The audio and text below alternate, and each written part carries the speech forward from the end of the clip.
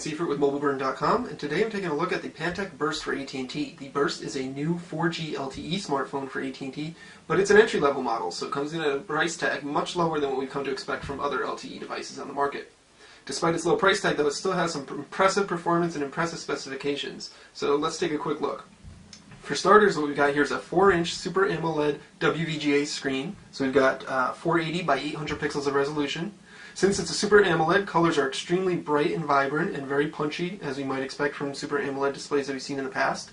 And the viewing angles are tremendous. They are very, very good, especially for a phone of this price class. Now, the screen itself is glass, so it's very fast and responsive to the touch. Pantech did not use a cheaper plastic display that we might see on other low-end phones, but they went with a glass one, which is nice to see. Then we've got, underneath the screen, we've got menu, home, back, and search, your standard capacitive Android buttons there. Up top is a 2-megapixel front-facing camera, but when you take stills with it, you are limited to VGA resolution stills. Then you've got a standard earpiece above that. There's no notification light on the front of the Burst itself. If we take a look at the side, the phone itself is not the thinnest on the market. It's about 11.4 millimeters thick, so it's certainly not the thinnest phone, but it's not too thick either, to be honest with you. In my hands here, I got the ruby red model, and AT&T is also carrying a titanium or gray colored one. Along this side of the edge, we've got the volume rocker for up and down volume. What we've noticed with this volume rocker is it's very flush with the body, and it can be difficult to tell where it is and when you're pressing it. Not the greatest volume rocker I've ever used. Over on the bottom, you've got a microphone port, and that's about it. The other side is home to the micro USB charging and syncing port. And then up top, we've got a power sleep unlock key and your 3.5 millimeter headphone jack. Now, if I flip the phone over, we can see it's a 5-megapixel autofocus camera with LED flash. Now, the Pantech Burst records video in 720p HD, but it does not do 1080p, unfortunately, so you're limited to 720. Then next to that is the external speaker port. Now, if I pry open the cover here, you get a look at the battery itself, which is a 1650 milliamp hour battery, which, to be honest with you, for an LTE device is kind of small based on our experience with LTE devices in the past. Generally, the bigger the battery that you can get, the better off you are. AT&T says you should get about 4.5 hours of talk time with it, or up to 10 days of standby. If you are constantly on an LTE network, though, you're probably going to be recharging this halfway through the day. Up above that, you got a micro SIM card slot and a micro SD card slot. There's no micro SD card slot included out of the box, but the Burst has a bunch of internal memory. It's got about 12.3 gigabytes of internal storage to the user, in addition to 1 gigabyte of system storage that you can use for applications and contacts and all that other stuff.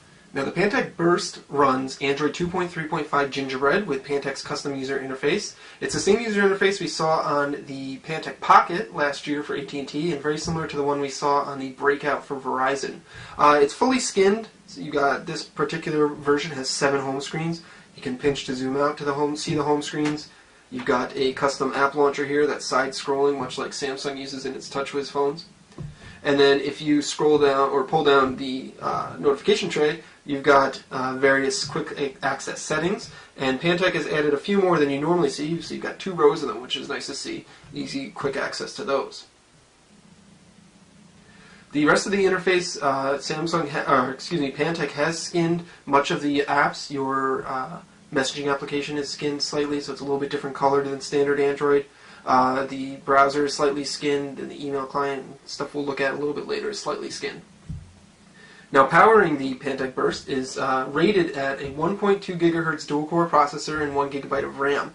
So it's very fast and snappy, as you might expect from a 1.2 gigahertz processor. What's interesting, though, is that my particular review unit is actually running at 1.5 gigahertz. So I'm going to take a quick look at this System Info app here, and it's going to show, if we see the frequency range there, you can see it goes all the way up to 1.5 or 1,500 megahertz or 1.5 gigahertz. And just to show that it's not a fluke with this one particular app, we'll show you another system information application that confirms that.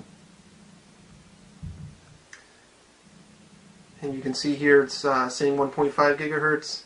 If you open up more information, frequency range all the way up to 1.5 gigahertz. So AT&T and Pantech are advertising a 1.2 gigahertz unit in this. My unit has a 1.5 gigahertz unit. Either way, it's really fast. And performance is very snappy and very impressive for a low-end device. Now, if we take a look at the web browser here, we've got your standard Android browser. It's slightly skinned and modified. Pull open Mobile Burn here. We've got the standard Android keyboard, as you can see, for Android 2.3 Gingerbread. And it loads up our mobile site very quickly, as expected. That's really not too difficult for smartphones these days. If we go to our full website, and you can see it loads the full website pretty quickly as well. It's loading some flash ads in here. It's got an embedded video, and now it's fully loaded, and it's quite responsive once the website is fully loaded. Double tap to zoom works, pinch to zoom works. It's not quite as smooth as we've seen on other Android phones like the Galaxy S2 models from Samsung, but it seems to be pretty fast and responsive for the most part. If we flip over to landscape here, we can take a look at our embedded video. Hi, this is Mike Worrell from So let that load up for a second. Hi, this is Michael Worrell from MobileBird.com. Today I'm going to show you the Power Bag Business Class Pack. It is a backpack that's equipped with a 6,000 milliamp hour battery for charging all your mobile devices. It has cables So there running you go. It's throughout. pretty loud external speaker as well. Of course, you've got multiple tab management. New window here.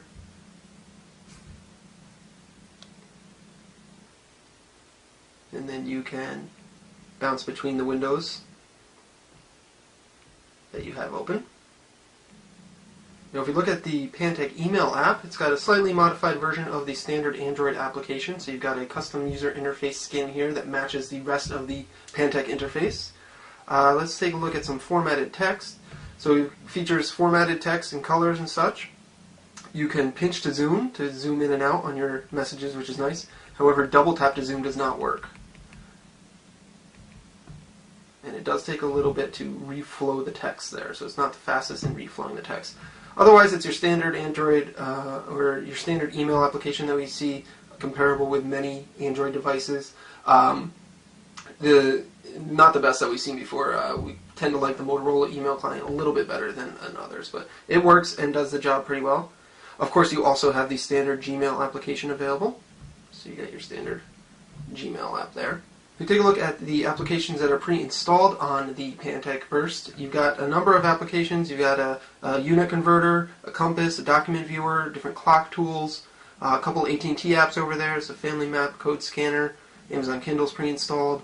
A nice little suite of apps. Of course, you can always add to it, but thankfully Pantech included a gigabyte of system storage so that you can include your own apps and have plenty of room to install those. Now, as I mentioned earlier, on the back of the Pantech Burst is a 5 megapixel autofocus camera with LED flash and can record in 720p video. You can open that up with the shortcut right here on the screen. Pantech's got its own custom user interface for taking pictures. It doesn't have a camera button, unfortunately, so you do have to use the on-screen camera key. And it does feature autofocus, but you have to tap and hold and wait for the autofocus to take effect, which is pretty slow, to be honest with you. It's not the fastest autofocus we've ever used. And it does not feature tap to focus, unfortunately. So you have to focus, take your picture. You can, of course, recompose afterwards.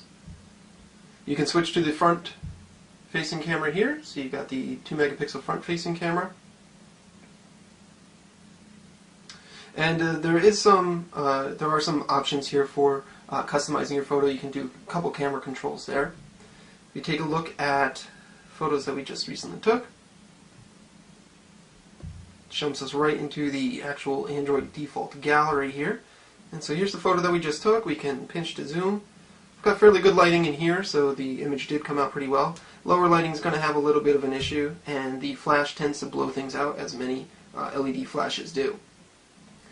Now if we switch over to the video mode, by default it's set to 1280 by 720p video, but one thing that you're going to want to set on it is that you set the video encoder to H.264. It will take up more memory, but you get much better image quality from the video itself. By default, it's set to MPEG-4. I had already set it here. And video is pretty straightforward. It doesn't autofocus. You just pretty much hit the button and record. Let's get our panoramic vista here.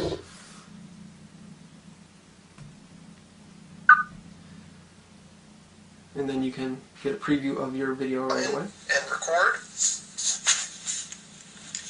Let's get our panoramic vista here. So So there you have, that's a quick look at the Pantech Burst for AT&T, the Burst being a new 4G LTE smartphone for AT&T. Just a quick recap of the specifications. We've got a 4-inch WVGA Super AMOLED screen that really looks great. Front-facing VGA, or 2-megapixel camera right there, excuse me. Standard Android capacitive buttons. 5-megapixel rear camera with 720p video recording. Powered by a 1.2 gigahertz dual-core processor that may be running at 1.5 gigahertz in your particular unit, though your mileage may vary there. 1 gigabyte of internal storage. RAM, 1 gigabyte of internal storage for applications, and 12.3 gigabytes of media storage for your pictures, videos, and music. Pantech installed Android 2.3.5 Gingerbread on this with its own custom user interface. And the most impressive thing about this might be its price. AT&T is selling it for $49.99 with a new 2-year agreement. And we really have not seen a dual-core, high-performance 4G LTE smartphone in that price range just yet. So this is quite impressive if you want to get in on AT&T's 4G service, which is currently quite limited. There's only available in about 15 markets across the country. But you can get in there for only $50 with a new 2-year contract. So there you have it. That's the Pantech Burst for AT&T. This is Dan Seifert with MobileBurn.com.